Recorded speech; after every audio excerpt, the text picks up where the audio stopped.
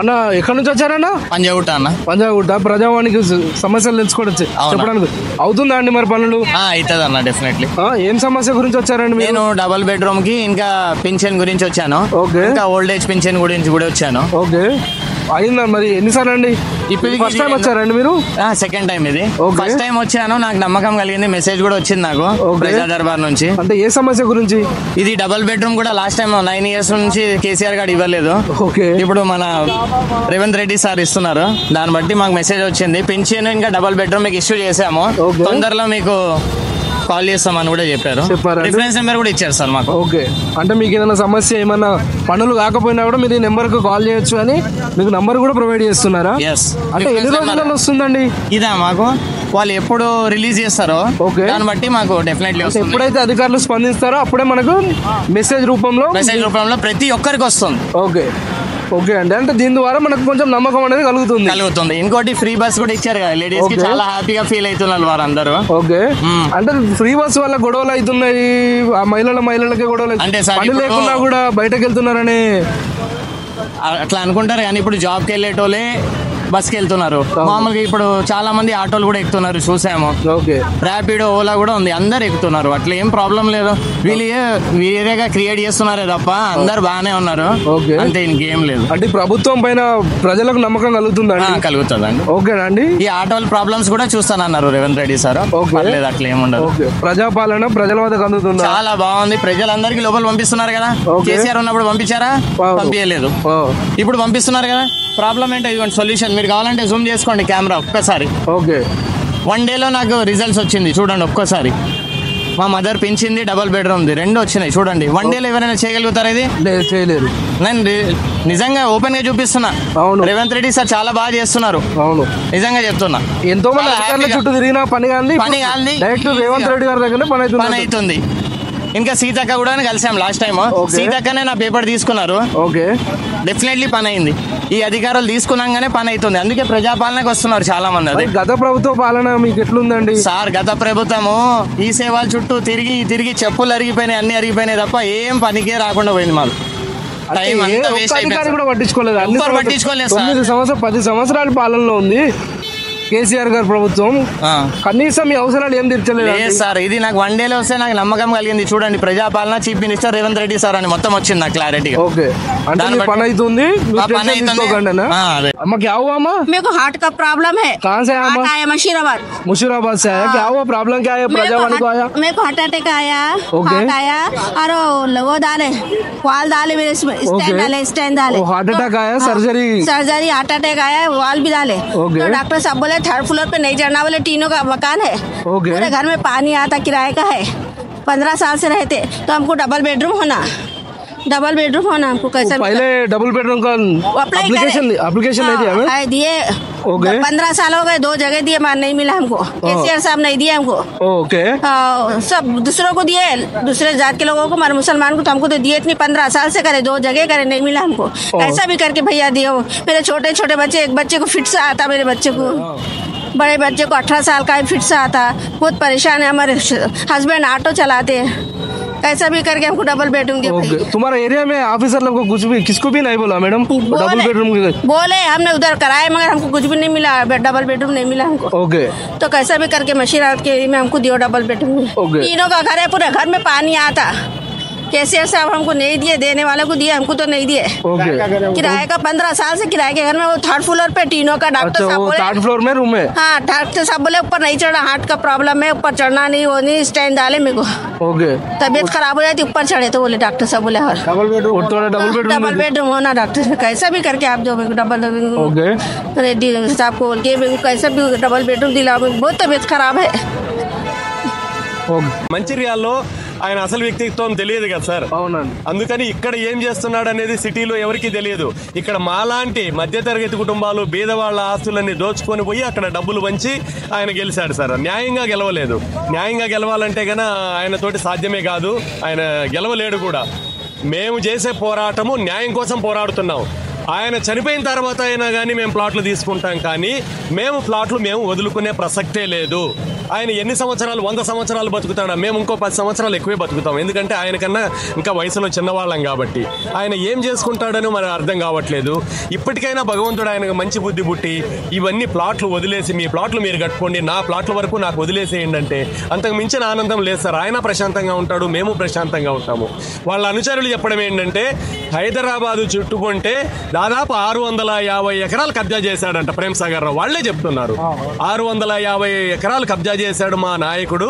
ఈ 60 ఎకరాలు మేమెందుకు వదులుతాము? మీరు ఎట్టి పరిస్థితుల్లో మీ స్థలాలు మీరు తీసుకోవడానికి మేమైతే అసలు ఇక్కడ దరిదాపులకు కూడా రానియం మిమ్మల్ని. ఇప్పుడు మాకు అధికారం వచ్చింది, మేము ఏం చేసినా మా సార్ చూసుకుంటాడు. చంపేసినా కానీ నేను చూసుకుంటాను, మీరు చంపేసి చిరాన్ ఫోర్ట్కి రమ్మన్నాడంట. చంపేసి వస్తే అప్పుడు ఆయన చూసుకుంటాడట. గవర్నమెంట్ మంది మీరు ఏమైనా చేయండి, కానీ ప్లాట్ ఓనర్స్ మాత్రం ఇక్కడ రాకూడదు. ఎవరన్నా అమ్ముతామంటే తీసుకొని రండి వాళ్ళతోటి. తక్కువ రేటు, 1,00,000 2 లక్షలక, కోటి రూపాయల స్థలాన్ని 1,00,000 2 లక్షలకు ఆయనకు అమ్మాలట. అది బెదిరింపులు అక్కడ సైట్లో. కోటేశ్వరరావు, సాయి అని, లేదంటే అట్రాసిటీ కేసు, ఎస్టీలు ఉన్నారు అక్కడ, మేము ఎస్టీ కేసు పెడతాం. ఆల్రెడీ పోలీస్ స్టేషన్లో మా పైన 4-5 మంది పైన సిఐ గారికి పోయి చెప్తే సిఐ గారే పిలిపించారు. మీ పైన వాళ్ళు కేసు బుక్ చేయమన్నారు, మీరు కనుక సైట్లోకి వెళ్తే మేము SC/ST కేసు పెడతాము, మళ్ళీ జీవితకాలం జైల్లో ఉండాలా, మళ్ళీ మీ ప్లాట్లు ఏం చేసుకుంటారు మీరు అని చెప్పి పోలీసులే బెదిరిస్తున్నారు మమ్మల్ని. పోలీసులే రానివ్వట్లేదు సైట్లోకి. మేము 500 మంది వెళ్తాం సార్ మేము సైట్లోకి. వాళ్ళు 100 మంది వస్తే మేము 500 మంది వెళ్తాము. కానీ 500 మంది వెళ్తే మేము చట్టాన్ని గౌరవించే వాళ్ళం కాబట్టి పోలీసులు వచ్చి ఆపుతున్నారు మమ్మల్ని. మేము పోలీసులు ఎందుకు వచ్చి ఆపుతున్నారు అని అడిగితే వాళ్ళు కారణం లేదు సార్, మీకు ఏదైనా ఆర్డర్ ఉందా చూపియండి, మేము వర్క్ చేసుకోకూడదంటే లేదు, ఓరల్గా చెప్తారు. సిపి గారిని కలిస్తే సిపి గారు నేను డీసీపీ గారికి రాస్తాను మీరు వెళ్ళండి, డీసీపీ మేడంని కలిస్తే లీగల్ ఒపీనియన్ అంటారు. లీగల్ ఒపీనియన్ గత 10 సంవత్సరాల నుంచి తీసుకుంటూనే ఉన్నారు లీగల్ ఒపీనియన్. డీసీపీ మారినప్పుడల్లా లీగల్ ఒపీనియన్, ఏసీపీ మారితే లీగల్ ఒపీనియన్, సిఐ మారితే లీగల్ ఒపీనియన్. అక్కడికి మేము బాధ భరించలేక హైకోర్టులో కంటెంప్ట్ ఆఫ్ కోర్ట్ వేసాం సిఐ బిషపతి గారి మీద. అయినా కూడా వాళ్ళు మళ్ళీ మమ్మల్ని పిలిపించి మీరు కంటెంప్ట్ ఆఫ్ కోర్టు వాపస్ తీసుకుంటారా తీసుకోరా, ఇది చాలా పైన నుంచి ప్రెషర్ ఉంది మాకు, సీఎం ఆఫీస్ నుంచి ప్రెషర్ ఉంది, మీరేమీ చేయలేరు ఆయన్ని, మీరు కంటెంప్ట్ వేసినా ఏమి చేయలేరు, ఏమి చేసినా మీరేమి చేయలేరు, కాబట్టి మీరు జీవితకాలం మీరు ప్లాట్లలో ఇల్లు కట్టుకోలేరు అని పోలీసులే చెప్తున్నారు పిలిచి. మేము ఎవరికి చెప్పుకోవాలి చెప్పండి, మా బాధ ఎవరికి చెప్పుకోవాలా? ఇక్కడికి వచ్చి 3 సార్లు అయింది ఇప్పటికి అప్లికేషన్లు ఇచ్చినాము. ఎవరికే కానీ ఒక్కరికి కూడా దాదాపు 400 మంది మేము అప్లికేషన్స్ ఇస్తే ఒక్కరికి కూడా ఫోన్ కాల్ రాలేదు. ఏం జరిగింది ఏంటి అని రాలేదు ఫోన్ కాల్. ఇంకా ఏం న్యాయం జరుగుతోంది మాకు? ఎక్కడో మారుమూల గ్రామం అయితే పర్వాలేదు, సిటీలో నగరం నడిబొడ్డున ఉప్పల్ కాన్స్టిట్యున్సీ కాప్రా కోతవేడు దూరంలో ఉంది సీఎం గారి ఇంటికి ఆఫీస్కి. మా ఎంపీగా ఉన్నప్పుడు రేవంత్ రెడ్డి గారిని కలిసాం మేము. అప్పుడు కొన్ని కేసులు పెండింగ్ ఉండేవి. కేసులు ఆయన కనుక్కున్నాడు, పిఏ ద్వారా ఏమున్నాయో కనుక్కోండి అంటే కేసులు ఉన్నాయి సార్ కొన్ని అంటే, అవన్నీ క్లియర్ చేసుకొని రండి, ఖచ్చితంగా మీకు న్యాయం చేస్తాను నేనని చెప్పారు ఆయన. ఇప్పుడు సీఎం అయ్యారు కాబట్టి ఆ నమ్మకంతో మేము మళ్ళీ వచ్చి ప్రజావాణి, మా అదృష్టం కొద్దీ ప్రజావాణి ఓపెన్ చేశారు. సీఎం గారికి మా బాధ చెప్పుకోవచ్చు అని చెప్పి వచ్చాము. అయినా ఇక్కడ కూడా సీఎం గారి వరకు మా బాధ పోతుందో లేదో కూడా మాకు తెలియట్లేదు. మేము ఎవరన్నా మినిస్టర్లు ఎమ్మెల్యేలు అపాయింట్మెంట్ అడిగితే మీకు ఏం పలుకుబడి ఉంది, ఎవరి ద్వారా వచ్చారని అడుగుతున్నారు. పలుకుబడి లేకపోతే మినిస్టర్లు కలవడానికి లేదా సార్? అంటే సామాన్యునికి అసలు హక్కే లేదా ముఖ్యమంత్రిని కలవడానికి, మినిస్టర్లు కలవడానికి? పలుకుబడి ఉంటేనే కలవచ్చా, లేకపోతే మాలాంటి సామాన్యులు కలవకూడదా? ప్రజావాణి అని పెట్టి ప్రజల కోసమే అని చెప్పిన ప్రజావాణి ప్రజల సమస్యలు తీర్చకపోతే ప్రభుత్వం ఎందుకండి? మాకు అర్థం కావట్లేదు. ఇప్పుడు కేసీఆర్ గారు ఇది గత ప్రభుత్వం ఏం జరిగిందో ఇప్పుడు కాంగ్రెస్ ప్రభుత్వానికి కూడా అదే జరుగుతుంది మళ్ళీ. ఎందుకంటే ప్రజల సమస్య విన్నప్పుడు ఆయన ప్రజల సమస్యలు వినలేదు కాబట్టి మళ్ళీ ఆయన ఇంట్లో కూర్చోబెట్టారు, రేవంత్ రెడ్డి గారిని పైన కూర్చోబెట్టారు. రేపు ఇదే చేస్తే రేవంత్ రెడ్డి గారిని కూడా ఇంట్లో కూర్చోబెడతారు. 400 మంది అప్లికేషన్స్ మీరు ప్రజావాణిలో అప్లికేషన్స్ ఇచ్చినా కూడా మీకు ఒక్క ఆన్సర్ కూడా రావట్లేదంటే అధికారం నుండి అధికారం ఏమైనా నడిపిస్తున్నారంటారా? 100% అధికారంలో లేకుండానే ఆయన అంత చేయగలిగాడు. ఇప్పుడు అధికారంలో ఉండి ఖచ్చితంగా పైన అధికారుల ఒత్తిడితోటి మా అప్లికేషన్సే స్క్రూటినీ కాకుండా పక్కన పడేయిస్తున్నాడు అనేది మాకు ప్రగాఢమైన నమ్మకము. అదే అందుకనే మాకు ఎవరికి కూడా న్యాయం జరగదు. మేమందరము ఇక్కడే ఎక్కడన్నా చూసి టెంట్ వేసుకొని నిరాహార దీక్ష చేస్తాము. సీఎం గారు వచ్చి మాకు ప్రామిస్ చేసేంత వరకు కూడా మేము ఇక్కడ నుంచి కదలకుండా ఇక్కడే నిరాహార దీక్ష చేయదలుచుకున్నాం మేము. Okay. Okay sir, thank you. ఏమైందమ్మా, దేని గురించి వచ్చారు? 2016 को डबल बेड हमारे घर नहीं है रहने को, ओके घर नहीं है तो हम फिर रहे 2016 से हमको भगा दे रहे, वो मंडल को जो है तो भगा दे रहे, वो मंडल को तो भगा दे रहे, घर नहीं है, घर नहीं है। अभी आए हम फिर, ओके हाँ यहाँ डाले एप्लीकेशन डाले हम, क्या है कि देखो कागज देखो सब लेके फिर रहे। लास्ट का गवर्नमेंट कुछ भी नहीं दिया मैडम? नहीं दिए, केसीआर का गवर्नमेंट कुछ भी नहीं दिए, ओके नहीं दिए बोल के फिर ये नई गवर्नमेंट आई बोल के, केसीआर का गवर्नमेंट कुछ भी नहीं दिया। देखो ये है हमारे को, ये आरोग्यश्री कार्ड है, तो कब से लेके फिर रहे हमारे को। वो ऑफिसर लोग को नहीं पूछा मैडम? ऑफिसर भगाते रहे, जाओ तुम्हारा फोन आता, जाओ जाओ तुम्हारा फोन आता, जाओ फोन आ रहा नहीं, कुछ भी नहीं आ रहा। ओके कौन सा कॉन्स्टिट्यूंसी मैडम, कौन है एमएलए तुम्हारे? हमारे एरिया के हमारे तिगल कुंटे का है, हम लोग मुस्तफा नगर से। ओके उधर ऑफिसर लोग भी नहीं आया? नहीं आया, ऑफिसर लोग भी नहीं आए। यहाँ चेकिन को आए थे, 2 बार चेकिन हुई हमारी, 2 बार आए हम, 2 बार चेकिन कराए। तुम्हारा हरा आ गया बोले, तुम्हारा पीला आ गया बोले, फोन में तुम्हारा हो गया तुम्हारा बोले। अब उसके बाद में क्या बोल रहे हैं ऑफिसरों के, तो अरे वो तुम्हारा लॉटरी में नाम नहीं आया, आता बोल के नहीं आया, नाम नहीं आया बोल, लॉटरी में नाम आता, लॉटरी फिर के चपला टूट गए, पावा दर्द हो गए, घुटने दर्द हो गए, कागज फट गए, तो भी नहीं हो कर रहे हमारा। अब फिर भी आते यहाँ के एप्लीकेशन डाले, फिर इसका जेरस करा के वो करके डाले फिर। ओके वो क्या बोला मैडम? अब देखो फोन में ये आया बोले, क्या है कि देखो, ओके वो क्या बोला अंदर? बोले 8 दिन के बाद में होता बोल के बोले, क्या है कि ओके देखो ये देखो ये आया ये సార్ నమస్తే అండి. సార్ ప్రజావానికి ఏ సమస్య పైన వచ్చారు సార్? నేను ధరణి సమస్య పైన వచ్చానండి. ఎక్కడి నుండి వచ్చారండి? గజ్వేల్ ప్రజ్ఞాపూర్ నుంచి వచ్చాను. గజ్వేల్ ప్రజ్ఞాపూర్ నుంచి సార్. అంటే ధరణిలో ఏం సమస్యలు? ఏం సమస్య అంటే మన మాజీ సీఎం బంధువర్గం అంతా ల్యాండ్ కబ్జాలు ఉన్నాయండి అక్కడ. ఓకే ఇప్పుడు అక్కడ 350 సర్వే నెంబరు 400 ఎకరాలండి. అది సుమారు ఇప్పుడు 4 కోట్ల ఎకరం ఉంటుంది సుమారు ఇప్పుడు. అలాంటి భూమి 400 ఎకరాల భూమి మొత్తం సీఎం బంధువర్గం కబ్జా పెట్టేసి వాళ్ళు ఆక్రమించుకొని అనుభవిస్తున్నారు. ఇంకొకటి 160 సర్వే నంబరు వాళ్ళకు ఈ సీఎం గారు ఏం చెప్పాడు, నేను ధరణి 3 సంవత్సరాలు తలగొట్టి బద్దలు కొట్టుకుని ధరణి తెచ్చా ఎవరి ల్యాండ్లో వాళ్ళకి ఆక్రమం కావన్నాడు. మరి 168 సర్వే నంబరు అది యాక్చువల్గా సేతువారి ప్రకారము 19 ఎకరాలు 20 గుంటలు మాత్రమే.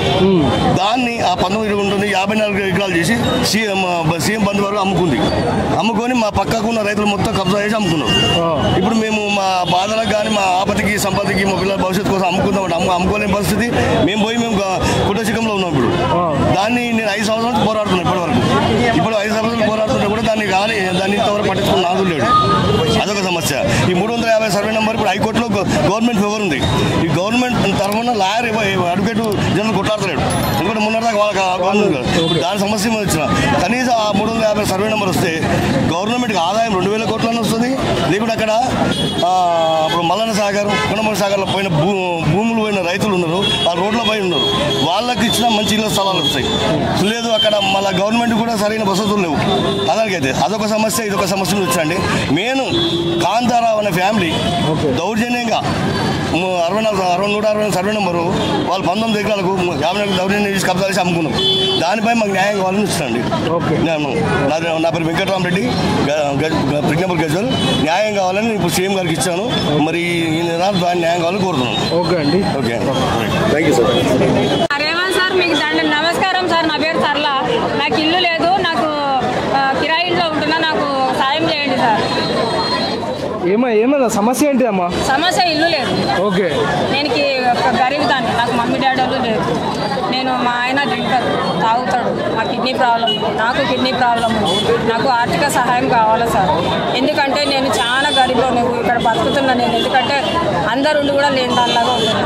నేను ఏంటంటే సార్ 2500 నాకు ఇవ్వాలి సార్. నాలాంటి దానికి అవసరం, 2000 విఐపీలకు అవసరం లేదు సార్. అందుకనేసి నేను రేవంత్ సార్ని కలవడానికి నా లెటర్ రాసి ఇవ్వడానికని నేను వచ్చిన.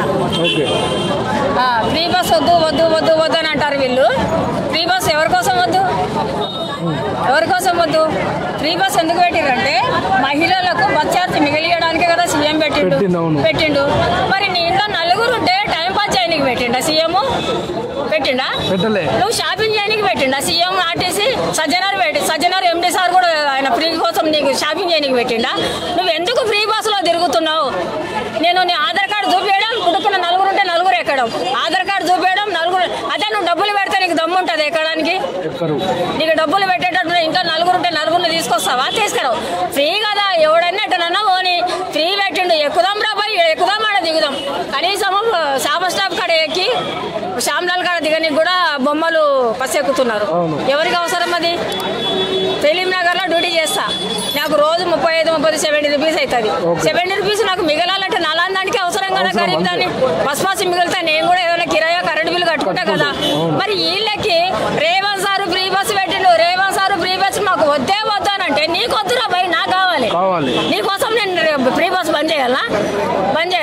నువ్వు అవసరం ఉంటే నువ్వు ట్యాబ్లలో పో, బస్సులలో పో, దేంట్లోనన్నా పో భయ్. నీకు డబ్బులు ఉన్నాయి, 50,000 నెలకు సంపాదిస్తున్నావు, ఎంతమందో నోర్లు కొట్టి సంపాదిస్తున్నావు.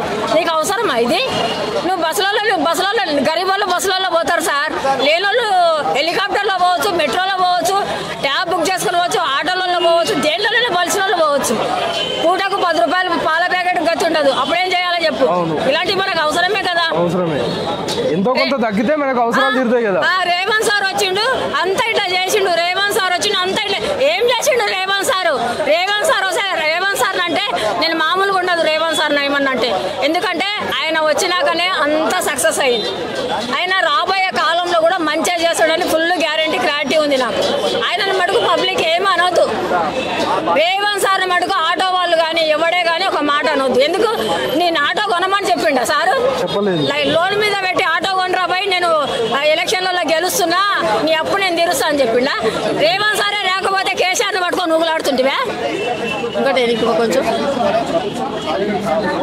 రేవంత్ సారే లేకపోతే కేసీఆర్ని పట్టుకొని ఊగులాడుతుంటివా? మరి అప్పుడెందుకు ఊగులాడలేదు? మరి ఇప్పుడెందుకు మంచి చేస్తుంటే గెలుపుతా? వాడు చేయకపోతే కూడా వాడిని చేసినావు. ఇప్పుడు మంచి చేసిన ఎందుకు అంటున్నాడు ఆటో వాళ్ళకి ఏం అవసరం అన్నికి? సార్ మా పిల్లలకు పాల ప్యాకెట్ లేదు, దూదు లేదు, పిల్లలకు బియ్యంలో. నీకు కేసీఆర్ ఉన్నప్పుడు గుర్తు రాలేదా? ఈ మాట ఎందుకు అడగలేదు ప్రజా దర్బార్లో? ఎందుకు అడగలేదు?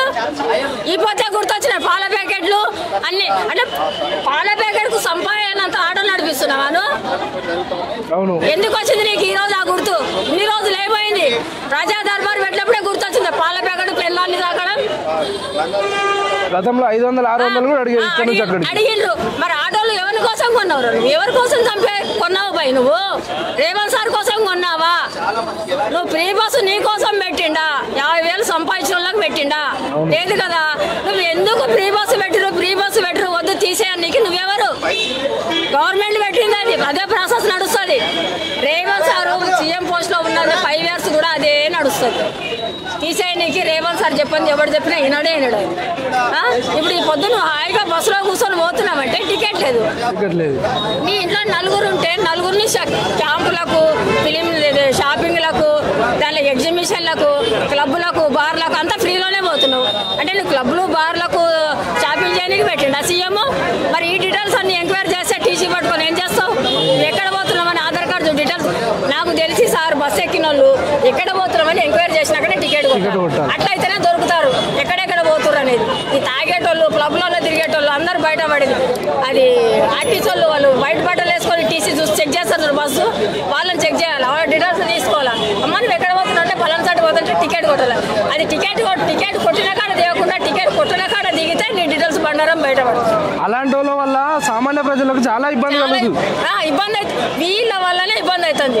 ఈ పైసలు డబ్బులు ఉన్న వాళ్ళు అందరూ తెల్ల బట్టలు వేసుకొని నలుగురు పెద్ద మనుషులు తీసుకొని వస్తున్నారు. ఏం తక్కువ ఉంది వీళ్ళకి? ఎందుకు రావాలి? ఎంతమంది వాళ్ళ మండలాలలో వాళ్ళ కాడ తింటలేరా వీళ్ళు? ఎందుకు వస్తున్నారు? ఏం తక్కువ ఉంది వీళ్ళకి? ఎందుకు రావాలి వీళ్ళు? ఎందుకు రావాలి? ప్రజా దర్బార్ అంటే పేదల కోసం పెట్టిరు, బలిసిలోని కాదు. వచ్చి రేవంత్ సార్ ను బదలం చేయొద్దు. పనులు అయితే లేవని మీకు అవసరం ఉంటే, నీ బాధ ఉంటే నువ్వు వచ్చి చెప్పుకో. నేను అది కొన్నా, నాకు పాల ప్యాకెట్ లేదు, కిలో బియ్యం లేవు, ఇవి చెప్పిండా నీకు? మరి కేసీఆర్ అడుగు, మరి హాస్పిటల్లో వండుకున్నాడు. కాదమ్మా, మీకు కేసీఆర్ ప్రభుత్వంలో డబుల్ బెడ్రూమ్ ఇల్లు మీరు అప్లై చేసుకోలేదా మరి? నేను ఇప్పుడు చేయాలని వచ్చినాను. అప్పుడు చేస్తే మీరు ఎవరు అధికారులు పట్టించుకోలేదు? చేయలేదన్న, ఆడు ఇయ్యడు అది కాదని నేను చేయలేదు. మన మీద నాకు నమ్మకం లేదు. అంటే గరీబుల్లోనే ఎతికి మరి ఇచ్చినా అని చెప్పుకున్నాడు కానీ కేసీఆర్. అవన్నీ వేస్ట్ అన్న, అవన్నీ అబద్ధాలు. అవన్నీ చేసినట్టయితే ఎంతమంది జనాలు ఎక్కడి నుంచి వచ్చారు? ఇప్పుడు నువ్వు చేసినావు, సీఎంగా చేసినావు, నువ్వు 10 సంవత్సరాలు చేసినావు. 10 సంవత్సరాలు చేస్తే ఇంతమంది ఎక్కడి నుంచి వచ్చారు? నువ్వు చేసే మంది తక్కువ ఉండాలా? నువ్వు ఇంతమంది ఇన్ని రోజుల బాధలు చెప్పకుండా ఉన్నారంటే నువ్వు చేయకపోవడం వల్ల ఇంతమంది ప్రజా దర్బార్కి వస్తారు. అదే మరి రేవంత్ సార్ కూడా కంచెట్లనే పెట్టి చేసింటే ఈ మంది కూడా బయట పడకపోతారు. ఇదే సమస్య కంటిన్యూ అవుతుండే. మరి ఈ పొద్దు ఎవరిది కరెక్ట్? మళ్ళా నేను చెప్పింది కరెక్టే రాంగా? మళ్ళీ అదే అన్న, ఎందుకంటే ఏదైనా కానీ నేను దేనికైనా కానీ నేను గొడవలకైనా దేనికైనా న్యాయంగా మాట్లాడనికైనా నేను ఎన్నికి పోతాను, ముందుకు పోయి కొట్లాడతాను. అంత దమ్ముంది నాకు. నేనంటే ప్రజల కోసం నాకు ఇలాంటి క్యాండిడేట్స్ దగ్గర ఏదైనా నాకు జాబ్ ఇచ్చినా పర్వాలేదన్నా, నేను నార్మల్గా చేసుకుంటాను. రేవంత్ సార్ ఏదైనా చిన్న పోస్ట్ ఇచ్చినా చేసుకుంటాను నేను సార్ తరఫు నుంచి. నాకు అదొక కోరిక ఉంది. ఎందుకంటే నేను కూడా దేంట్లో లీడర్షిప్లో దానిలో మనుషులలో తిరగడం నాకు అలవాటు, కొంచెం టాలెంట్ ఉంది నాకు. అలాంటి దానిలో నాకు జాబ్ ఇచ్చినా నేను చేసుకుంటాను. ఇదైతే మీరు న్యూస్లో పెట్టండి దయచేసి అన్న, మీకు దండం పెడతా. ఒకటైతే మీరు పెట్టండి, ఇలాంటివి పెట్టాలా మీరు? ఎందుకంటే గరీబ్ వాళ్ళ కోసం మీరు న్యూస్ వల్లే హెల్ప్ చేయాలి. తప్పకుండా అమ్మా, మీలాంటి వాళ్ళ కోసం మేము కూడా ఛానల్ పెట్టుకున్నామండి. తప్పకుండా మేము ప్రజల దృష్టికి తీసుకొని పోతాము, అధికారుల దృష్టికి తీసుకొస్తాం. రేవంత్ రెడ్డి గారి దగ్గర వరకు మీకు మీ బాధను మేము తీసుకెళ్తామండి. మీరు చేస్తేనే అన్న అన్ని అవుతాయి. న్యూస్ వాళ్ళ కానీ చేతిలోనే ఉంటుంది. ఇంకా నాకు ఈ టైం ఇచ్చినందుకు మీకు థ్యాంక్స్ అన్న. థ్యాంక్ యూ అమ్మా. అన్న హాయ్ అన్న. నమస్తే అన్న. ఏం పేరు అన్న? నా పేరు పుష్పా కిరణ్ కుమార్. ఎక్కడి నుంచి వచ్చారన్న? ప్రజావాణి వచ్చేసి స్వాములవారి లింగోటం, మండలం నాంపల్లి, జిల్లా నల్గొండ వాసిని. గత 10 రోజుల నుంచి నేను మా ఇంటి దగ్గర లేను. అయితే నాకు మా పాలివారైన పుష్పకరాములు అతని భార్య గారు నా యొక్క పారిగూడను కూల్చడం జరిగింది. అట్టి విషయాన్ని నేను స్థానిక పిఎస్ వాళ్ళకు ఇన్ఫర్మేషన్ ఇవ్వడం జరిగింది. కానీ స్థానిక పిఎస్ వాళ్ళు అక్కడ వచ్చేసి ఆధారంలో స్వీకరించిన తర్వాత నేను స్థానిక ఎస్ఐ గారికి చెప్పాను, సార్ ఇదే సమయానికి మేము వచ్చేసి మీకు కంప్లైంట్ ఇస్తానని చెప్పాను. కానీ స్థానిక ఎస్ఐ గారు ఏమన్నారంటే, నువ్వు ఒక చెట్టు విషయంలో నువ్వు ఫారెస్ట్ వాళ్ళకి ఫోన్ చేసి వాళ్ళకి పుల్ల పెట్టినావు కాబట్టి నువ్వు ఇప్పుడు కాదు రేపు పొద్దుగాల రావాలని నాకు చెప్పారు. నేను రేపు పొద్దుగాల వెళ్దాం అనుకున్నాను, కానీ నన్ను నా ఇంటి నుంచి బయటికి వెళ్ళనివ్వకుండా పొద్దుగాల 5 గంటల నుంచి మా వదిన గారైన శారదమ్మ గారు నన్ను తిట్టడం స్టార్ట్ చేశారు సార్. తిట్టినప్పుడు అదే సమయంలో నేను 100కి ఫోన్ చేసినాను. 100 వాళ్ళు నా ఫోన్ లేపలేదు. స్థానిక ఎస్ఐ గారికి ఫోన్ చేసినాను, వాళ్ళు ఫోన్ లేపలేదు. ఆ తర్వాత ఈ వదిన గారు ఏం చేశారు, గడ్డపర తీసుకొని వచ్చేసి అడ్డం పెట్టేసారు, మీకు ఇంటి నుంచి బయటికి వెళ్ళొద్దని. ఆ తర్వాత స్థానిక జమదార్ గారికి ఫోన్ చేసిన నరసింహ సార్కి. సార్ గారు ఫోన్ లేపారు, చెప్పాను సార్ ఈ విధంగా నన్ను ఇంటి నుంచి బయటికి వెళ్ళనివ్వట్లేదు అని చెప్పాను.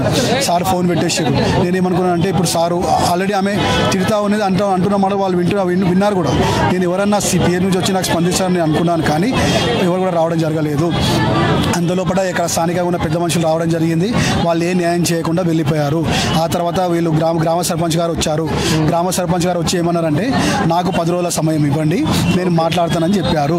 కానీ 10 రోజుల సమయం వాళ్ళు చెప్పి వెళ్ళిన తర్వాత కూడా సర్పంచ్ గారు మాట వినకుండా కూడా గడ్డపార తీసుకొని వచ్చేసి ఈ విధంగా నా యొక్క తలుపులు విరగొట్టడం జరిగింది. ఇక్కడ మీరు చూడవచ్చు వీడియోలో మా వదిన గారు గడ్డపార తీసుకొని వచ్చి తలుపులను విరగొట్టడం జరిగింది. అయితే నావి ఇది 10 సంవత్సరాల తర్వాత ఇది ఒక రిజల్ట్ మీ ముంగడికి వచ్చింది సార్. ఇది ఇదే విధంగా 2011లో మా డాడీ గారికి గవర్నమెంట్ జాబ్ ఉన్నప్పుడు వాళ్ళు 2011లో మరణించినారు. మా నాన్నకి 2 భార్యలు. వారి 2 మధ్యలో సెటిల్మెంట్ జరుగుతున్నప్పుడు నేను ఇక్కడ లేను, నేను ముంబైలో ఉన్నాను. ఆ సమయంలో మా సొంత అన్నదమ్ములు, మా అమ్మలు, మా చిన్నమ్మలు కలిసి నా ఫింగర్ ప్రింట్స్ ఫోర్జరీ చేశారు, నా సిగ్నేచర్ ఫోర్జరీ చేశారు, వచ్చిన డబ్బులన్నీ తీసేసుకున్నారు, బ్యాంక్ అకౌంట్లు కూడా ఏమంటారు ఫోర్జరీ చేసినారు. ఈ విధంగా నన్ను అక్కడ ఉన్న ఇల్లు అమ్ముకున్నారు, ప్రతిదీ తీసి బెనిఫిట్ తీసుకున్నారు సార్. ఆ తర్వాత నేను ఈ విషయం తెలిసిన నేను స్థానికంగా అక్కడ అప్పట్లో సబ్ కలెక్టర్గా ఉన్న అమరపాలి మేడం గారి దగ్గరికి నా సమస్య తీసుకువెళ్ళడం జరిగింది. కానీ అమరపాలి మేడం గారు ఆడపిల్లలు మా అమ్మ, మా అక్కగారు వాళ్ళు ఎంతో మా పైన దౌర్జన్యం చేస్తున్నారు గత 20-25 ఏళ్ళ నుంచి. నన్ను మా ఇంట్లో నుంచి వెలుగొడడం జరిగింది. కానీ అవన్నీ ఏం పట్టించుకోకుండా వాళ్ళ యొక్క ఆడవాళ్ళ మడలు పట్టుకొని నన్ను పోలీస్ స్టేషన్లో వేసానని చెప్పారు. నన్ను నా మీద కేసు వేస్తా అని చెప్పారు. కానీ అట్టి విషయం నాకు అప్పుడు ఆ సందర్భంలో నాకు ఎక్కడ ఏం చెప్పుకోవాలో తీసుకోవాలన్న విషయం కూడా నాకు అర్థం కాలేదు సార్. కానీ అప్పటికి కూడా నేను అక్కడ స్థానికంగా ఉన్న అమ్రపాలి మేడం గారు కానీ అప్పట్లో ఉన్న సిఐ గారు కానీ మరి అక్కడ ఉన్న కొంచెం పెద్దలు కూడా చెప్పడం జరిగింది. కానీ నాకు ఎటువంటి న్యాయం జరగలేదు సార్. అందు విషయంలో అటు తర్వాత ఏమంటారు ఈ విధంగా గత 10 సంవత్సరాలుగా నాకు అక్కడైతే అన్యాయం జరిగిందని నేను ఇక్కడ ఊర్లో ఉండడం స్టార్ట్ చేసిన సార్. కానీ ఊర్లో ఉంటున్నా కూడా నన్ను ఏం చేసిరంటే మా అమ్మ వాళ్ళు మా పాలోళ్ళు కుమ్మక్కై నన్ను ఊళ్ళో నుంచి వెలగొట్టడం జరిగింది. నా స్థలంలో మా పాలి వాళ్ళు గుడిసె వేసుకొని ఉంటే నేను వాళ్ళ స్థలంలో ఉండడం జరిగింది. అదే స్థలం నుంచి నా స్థలం నుంచి వెలగొట్టడం జరిగింది. అప్పుడు నేను స్థానికంగా ఉన్న పెద్ద మనుషుల దగ్గరికి వెళ్ళాను. 2 సంవత్సరాల వరకు తిరిగాను. న్యాయం చేయండి అయ్యా, న్యాయం చేయండి అని తిరిగినాం. కానీ వాళ్ళు ఒకటే మాట, మీ పాలి వాళ్ళు మా మాట వినరు, మేము న్యాయం చెప్పలేము అని ఈ విధంగా చెప్పడం జరిగింది.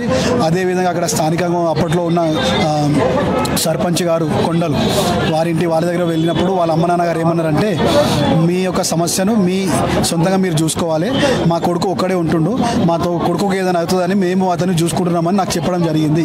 అదే సమయం నేను వాళ్ళకి ఏమన్నానంటే మీరు మీ కొడుకుని చూసుకుంటున్నారు, కానీ నేను ఒంటరిగా ఉన్నాను, తల్లి లేకుండా తండ్రి లేకుండా అన్నదమ్ములు లేకుండా అక్కజల్లెలు లేకుండా ఒక్కరిని ఇక్కడ నా సొంత స్థలానికి నా ఊరికి వచ్చినా నాకు అన్యాయం జరుగుతుంది, న్యాయం చేయండి అని కోరుకున్నాం. కానీ వాళ్ళు నాకు న్యాయం చేయలేదు. అప్పుడు నేను పిఎస్కి వెళ్ళడం జరిగింది, అక్కడ ఇన్ఫర్మేషన్ ఇవ్వడం జరిగింది. నేను పిఎస్కి వెళ్ళినా కూడా ఏ పెద్ద మనుషులు అయితే నాకు న్యాయం చేయలేరు, వాళ్ళను మళ్ళీ తిట్టడం స్టార్ట్ చేశారు. పిఎస్ వాళ్ళు ఇక్కడికి వస్తారా, పంచిస్తారా, నీకు న్యాయం జరుగుతుందా, నువ్వు అట్టెట్లా పోతావు, నువ్వు అది చేస్తావు, ఇది నన్ను తిట్టడం స్టార్ట్ చేశారు. ఆ పెద్ద ఊరుపాగా నరసింహ అని మీనారెడ్డి గారని ఇప్పుడు 2 పెద్ద మనుషులు లేరు, చనిపోయారు. వాళ్ళు గజ్జల మల్లయ్య అని ఆనేపగ మల్లయ్య అని వాళ్ళు చనిపోయారు ఈ సమయంలో. కానీ ఈ విధంగా అయినా కూడా ఈ పెద్ద మనుషులు నాకు ఏ విధంగా నా సొంతంగా అంటే పోరాడుతూ మా యొక్క అక్కడ ఇల్లు కట్టుకోవడం జరిగింది. పోరాడుతూ మన మెల్లగా ఇప్పుడు మా నాన్న బ్రతుకున్నంత కాలము ఇక్కడ ఊర్లో ఉన్న విషయాలన్నీ చూసుకునేవాడు. కాబట్టి ఊర్లో విషయాలు కానీ మా అమ్మకి కానీ మా చిన్నమ్మకి కానీ ఎవరికి తెలియదు. మా అమ్మ కూడా మా నాన్న నుంచి దూరమై 1991 నుంచి దూరం అయినారు. కానీ ఏ రోజు కూడా నా పిల్లలకు ఇప్పుడు భూమి కావాలి కానీ ఇల్లు కావాలి కానీ నాకు అన్యాయం జరిగింది. కానీ మా నాన్న వారికి ఊరికి వెళ్ళింది లేదు, మాట్లాడింది లేదు. అయితే ఈ విధంగా ఎవరికి ఈ భూమి విషయాలు తెలియదు. కాబట్టి నేను స్వయంగా వెళ్ళి అక్కడికి స్వయంగా మా డాడీ నాకు ఒకప్పుడు చూపించాడు. నేను అవన్నీ చూసుకుంటూ అవన్నీ నేను స్వీకరిస్తున్న సమయంలో మా పాలి వాళ్ళు దాన్ని ఏమంటారు ఓర్చుకోలేక ఇప్పుడు వీడు వచ్చేసి ఇప్పుడు అన్నీ ఎక్కడెక్కడ ఉన్నాయి అన్ని లెక్కలు తీస్తున్నాడు, భూమిలన్నీ తీసుకుంటుండు, రేపటి నాడు మొత్తం మనకు ప్రాబ్లం అవుతుందని వీళ్ళు మా అమ్మతో కుమ్మక్కై నన్ను ఊళ్ళో నుంచి వెలగొట్టడం జరిగింది. ఆ తర్వాత సంవత్సరం తిరిగినా కూడా పాలి వాళ్ళ నుంచి న్యాయం జరగలేదు. కానీ ఇప్పుడు ఇది చూడండి, ఈరోజు మీ కళ్ళ ముంగడ ఇది ఒక రిజల్ట్. ఈ రిజల్ట్ మీకు ఏ విధంగా చూస్తున్నాను సార్. గత 12 సంవత్సరాలుగా అప్పట్లో ఉన్న అమ్రపాలి మేడం నుంచి స్టార్ట్ చేస్తే ఈ రోజు వరకు నాకు ఉద్యోగం విషయంలో, జాబ్ విషయంలో, అక్కడ నుంచి వచ్చిన బెనిఫిట్స్ విషయంలో, మరి ఇక్కడ ఊర్లో ఉన్న భూమి విషయంలో, ఇల్లు స్థలాల విషయంలో, ఇప్పుడు ఊర్లో ఉన్న ఏమంటారు సార్, మనకు ఒక భూమి అమ్మిరు మా తండ్రులు కలిసి. ఆ భూమి విషయంలో మొన్న ఒక అతను వచ్చి ఆయన తన భూమిని అమ్ముకుంటున్న విషయంలో మా పాలలందరూ కలిసి అడ్డుకోవడం జరిగినప్పుడు ఆయన 3 లక్షల రూపాయలు ఇస్తాను ఒప్పుకున్నాడు. ఇక్కడ మీరు చూడొచ్చు, మా నాన్న పేరు పుష్పాక లక్ష్మయ్య. కానీ ఇక్కడ ఉన్న పాలలంతా ఏం చేసారు, వాళ్ళంతా కుమ్మక్కై నాకు డబ్బులు ఇవ్వకుండా నా డబ్బులు కూడా వాళ్ళే తీసుకున్నారు సార్. ఇప్పుడు ఈ విధంగా నాకు ఎన్నో అన్యాయాలు సార్. నా దున్నిన భూమిని దున్నుకున్నారు, నాకు చెప్పకుండా చేయకుండా భూమి దున్నుకున్నారు. వాళ్ళ చిన్న తమ్ముడు అయోధ్య అని ఉంటాడు, 5,000 రూపాయలు నాకు పెళ్లి కోసం అని తీసుకున్నాడు, ఇంకా ఇవ్వట్లేదు. వాళ్ళ ఇంకో తమ్ముడు ఉంటాడు, నా రాళ్ళు తీసుకొని పోయి ఇల్లు కట్టుకుండు, పుష్క తీసుకొని పోయి ఇల్లు కట్టుకుండు, నా దగ్గర నుంచి 5,000 రూపాయలు తీసుకొని ఇల్లు కట్టుకుండు, కానీ ఇప్పటి వరకు నా పైసలు నాకు ఇవ్వట్లేదు. ఈ విధంగా వీళ్ళు సార్ ఎంత దౌర్జన్యం అంటే ప్రతిసారి వాళ్ళతో వీళ్ళు ఏమంటారంటే మీరు ఊర్లో పెద్ద మనుషులు లేరా మాట్లాడరా అని అంటారు. కానీ వీళ్ళు ఊర్లో పెద్ద మనుషులు వీళ్ళు అంటారు, ఊర్లో పెద్ద మనుషులు ఏమంటారు, మీ పాలలు మా మాట వినరు, మేము చెప్పలేము వాళ్ళు అంటారు. ఇప్పుడు ఈ విధంగా నేను 2 దిక్కల నుంచి కాకుండా 3 దిక్కల నుంచి కాకుండా 4 దిక్కల నుంచి సార్ నేను ఎంతో నలుగురితో నేను పోరాడుతూ ఉన్నాను. నేను చివరికి కూడా ఇప్పుడు నేను మా స్వగ్రామంలో నాకు మా అమ్మ మధ్యలో జరిగే సెటిల్మెంట్లో వచ్చిన 5 లక్షల వల్ల 5 లక్షలతో నేను సొంతంగా ఇల్లు కట్టుకోవడం జరిగింది. ఎక్కడ కూడా మీరు అర్థం చేసుకోండి సార్, ఒక మ్యారేజ్ చేసుకున్న అబ్బాయి ఏం చేస్తాడు, 5 లక్షల రూపాయలు వచ్చినప్పుడు తింటాడు, తిరుగుతాడు, ఎంజాయ్మెంట్ చేస్తాడు. కానీ నేను అట్లా చేయకుండా నా సొంత ఏదైతే ఊరు ఉందో ఉందో మా నాన్న పుట్టిన స్థలంలోనే నేను ఇల్లు కట్టుకోవడం జరిగింది. ఇప్పుడు ఆ స్థలంలో కూడా మాకు 12.5 స్థలం మాకు రావాలి, అది కూడా మాకు ఇవ్వకుండా ఇప్పుడు కట్టుకున్న స్థలంలో కూడా ఇది మాది అని దౌర్జన్యం చేసి మరి నా పారుగూడెం కూల్చేసి నా యొక్క ఇల్లు తలుపులను కూల్చేసినారు. ఇట్టి విషయాన్ని నేను స్థానిక పిఎస్కు ఇన్ఫర్మేషన్ చేసినా కూడా అక్కడ నుంచి నాకు న్యాయం జరిగిన నమ్మకం కలిగింది కాబట్టి నేను ప్రయాణానికి రావడం జరిగింది. ఈ పోయిన శుక్రవారం వచ్చేసినాను, పోయిన మంగళవారం వచ్చేసాను, మళ్ళీ ఇది 3వ సారి నేను ఇక్కడ రావడము. నాకు తక్షణమే స్థానికంగా ఇక్కడ వికారాబాద్ జరిగిన అన్యాయాలు కానీ ఇక్కడ మాకు నల్గొండ జరుగుతున్న అన్యాయాలు కానీ తక్షణమే పెద్ద మనుషులు ఎవరైనా స్వీకరించి నాకు న్యాయం చేయాలని మీ యొక్క మీడియా ద్వారా కోరుతున్నాం సార్.